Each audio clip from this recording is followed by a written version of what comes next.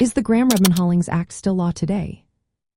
Have you ever wondered about the Gramm-Rudman-Hollings Act and its current status?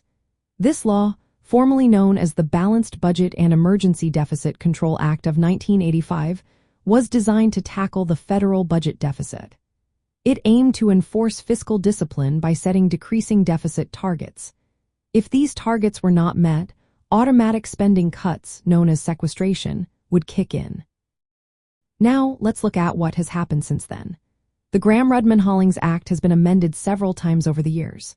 In fact, there have been changes as recently as 2025. This shows that the law is still in effect, but in a modified form.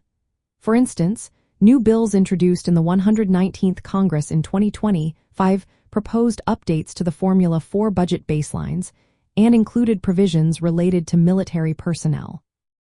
While the original strict deficit targets and enforcement mechanisms have evolved, the core principles of the Act remain as influential.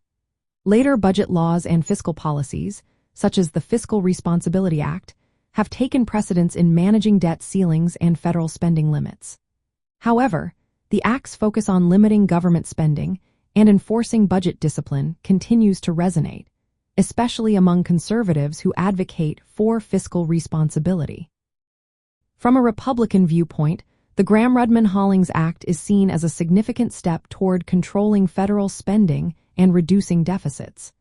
Its legacy is evident in ongoing efforts to amend and strengthen budget enforcement rules. This commitment to fiscal restraint and balanced budgets aligns with key conservative priorities. So, is the Gramm-Rudman-Hollings Act still law today? Yes, it is, but it has been updated and integrated into a broader framework of fiscal legislation. Its principles guide efforts to limit government spending and promote responsible budgeting, reflecting conservative values of limited government and fiscal discipline. The Act remains a relevant part of the conversation about federal budget management, showing that its influence continues to shape fiscal policy discussions today.